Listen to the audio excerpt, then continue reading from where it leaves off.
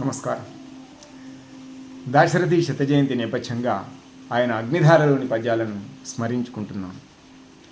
శిల్పి గురించి అద్భుతమైన పద్యం రాశారు దాశరథి, చాలామందికి తెలిసి ఉంటుంది. నినుగని కొండలన్నీ రమణీ కుచపాళికలై కపోల మోహన ఫలకమ్ములై భృకుటులై కుటిలాలకజాలమై సురాంగనలై రూపుదిద్దుకొనగా ఉలితో అమృతము చల్లి జీవనములు పోసిపోయెదవు జీవనములు పోసిపోయెదవు బ్రహ్మవు శిల్పి కళావతం సమా